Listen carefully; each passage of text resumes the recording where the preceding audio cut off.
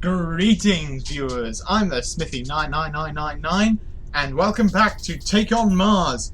Now, this is going to be a little bit different compared to normal, as when I recorded this originally, my audio for me talking inexplicably died. So I am going to, instead of having to replay the whole thing, just going to rewatch the video and commentate as I go. So forgive me if this isn't my best episode. It'll still be better than the very first Take on Mars.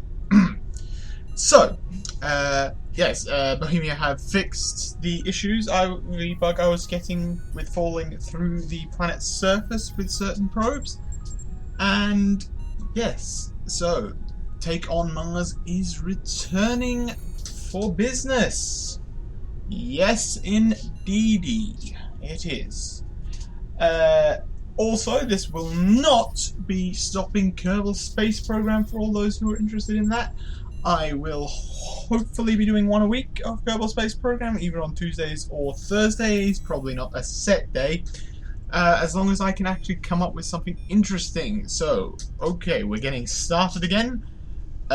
First crater we'll be visiting, first location I should say, is Lyat Crater. Yes, so we've got a few missions here, so at looking at mission details, yes, we've actually got stuff other than just exploring.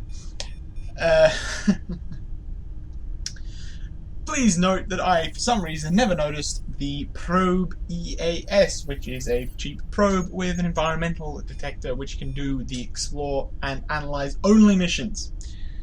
That would save a lot of money and would, rather than wasting $405,000 for each mission just to do something simple like explore and analyze the atmosphere in that location.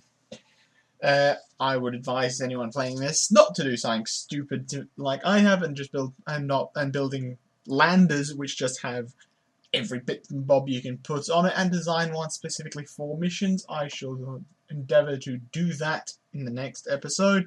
I, for some reason, didn't even think of that until partway through making this episode.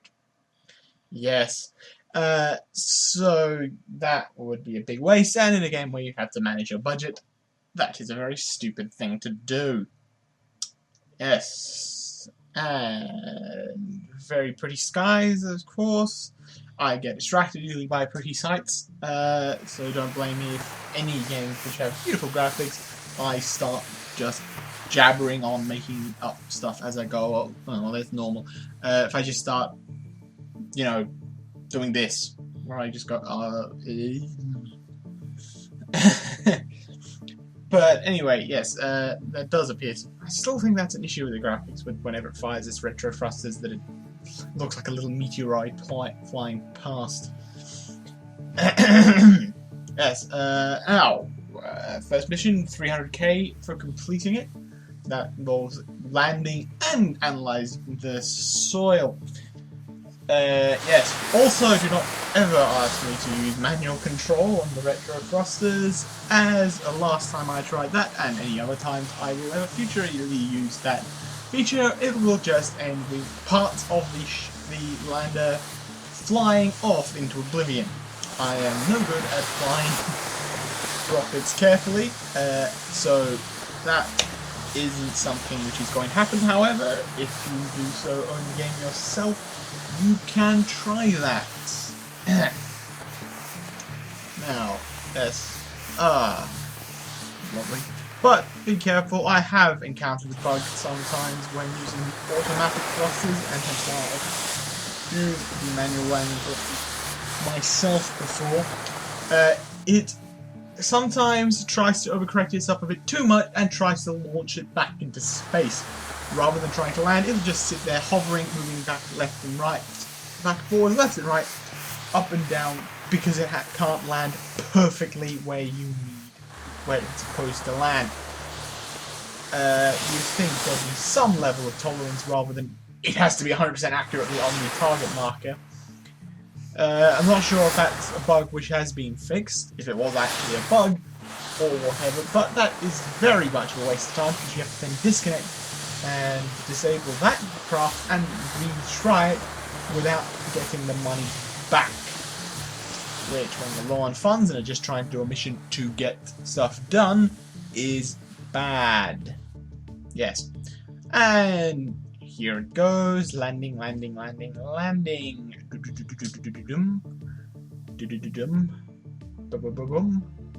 Exploration complete now. So just analyze. Give me a second to actually realize there's a button at the top and not looking at the cameras. Yes, grainy, wonderful pictures there. Come on, me.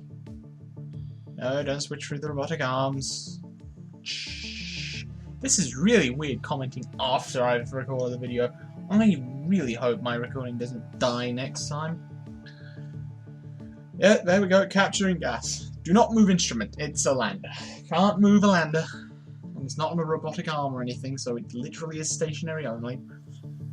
Though, not moving, I hope... Yeah, that must mean don't move with respect to the planet, because the planet's moving, it is moving. God almighty, almighty. I hope I'm not ruining this recording by turning too much away from the mic.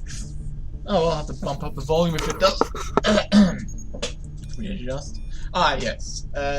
Doing those samples takes quite a bit of time, so you can, when you're doing that, you can switch around to giving other missions. Here I am at Gale Crater.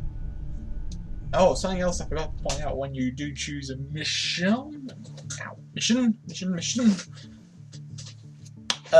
you can choose within a, as you can see, you can choose where in the area to land. Well, I just leave it at default because there's not really much point, but it is a feature for those of you who want to try it.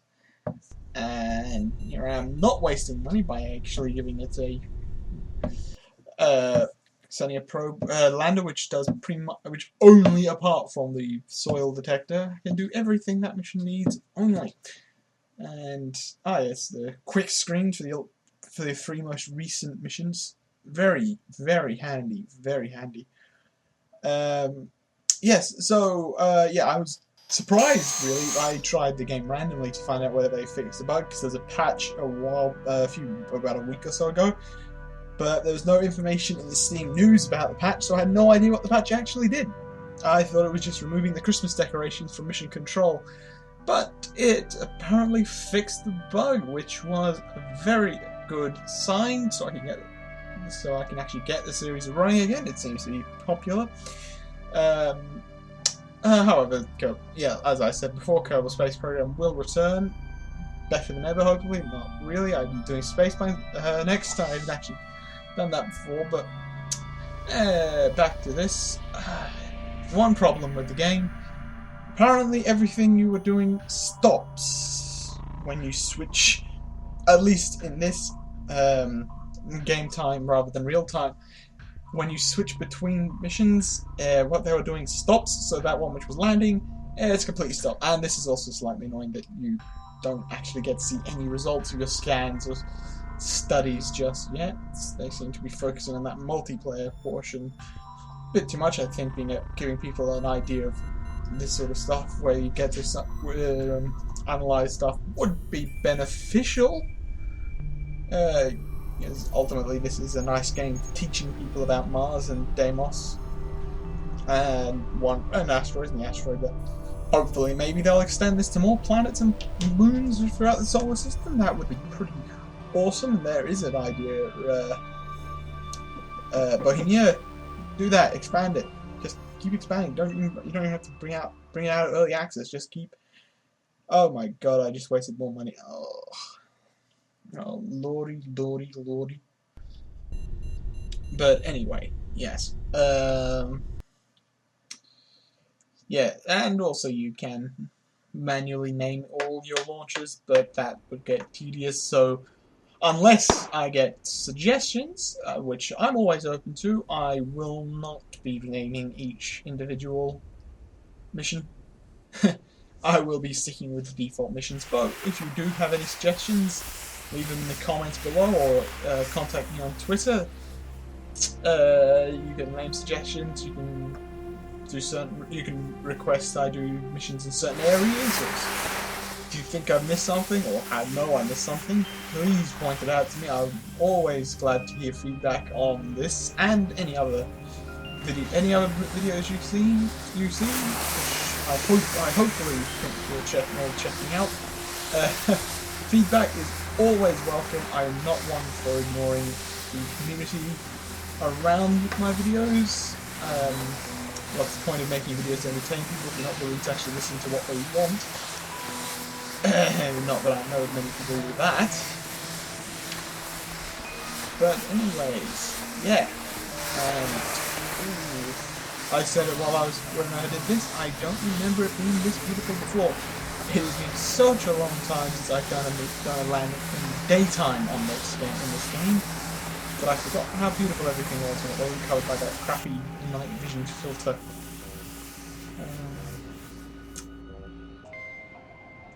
Probably helps that it's based on Mars, which is already a beautiful planet. Though pretty much every planet in the solar system apart from Mercury is beautiful in its own way. That's why I hope they go for the Galilean. Just being able to land on Io or Europa would be pretty damn awesome. Especially if they had incorporated the watery surface of the beneath the icy surface of Europa, and being able to create submersible probes would be pretty awesome. And I still don't know how I accidentally took a photo. That's just weird. I accidentally took a photo. And yeah, so both photos done, explore done. Just need to analyze the atmosphere in the area, the environment. Analyze the environment, not just the atmosphere. Yeah, yes. I wonder if it changes the stuff on. If you look in the bottom left, you've got the temperature and air pressure. I wonder if that actually is changing when you analyze the environment. That's the word. For anyone who doesn't know, they're using degrees Celsius for the temperature rather than Fahrenheit or Kelvin, even though that's generally what most scientific studies use, is kelvins. Except for atmospheric physics, I guess, sometimes. And the units of pressure are pascals. For reference, the Earth's atmosphere is about 1 × 10⁶ pascals. 1 hectopascal? Yes. Okay, one beauty of doing this. Okay, yeah. One beauty of doing this on the fly, I can actually check stuff like that up, because I don't want to be measure at sea level. That's the one we want. Yes, generally we use the Earth pressure at the atmospheric pressure at sea level. Let's see. Ah, yes, 1,000 hectopascals. I thought one hectopascal sounded a bit off, which is roughly 1.10 to the 1 × 10⁶. I got that right. Because a hectopascal is 100 pascals. Yes, I was right with 10⁶. Yes, anyway, I got back to the mission at hand. Oh god, it's doing that bug again, isn't it? Stupid. Oh well, I guess this one was a bit of a tricky landing. I was really worried that it was going to land on the rocks and break one of the legs. At least I don't have to take photos in this area. That would have caused a bit of a problem. Yeah. Oh, and it is on a hill. That's a bit tricky around there. It's very, very good that I wasn't doing this manual landing. The thing would have ended up upside down on top of the hill. Or on the bottom of the hill, either one. But any hooligans, there it goes.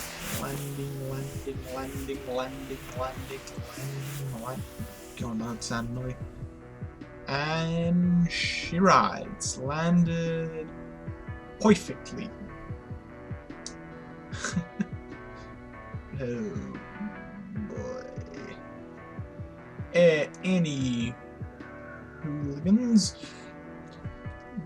That is probably where I'll end up actually cutting it off. Yes. So I have been the Smithy 99999. This has been Take on Mars returning. Goodbye.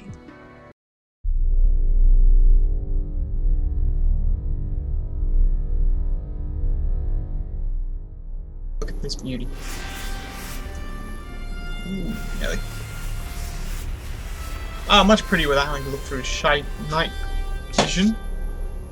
Descent speed 35-ish meters per second. Good.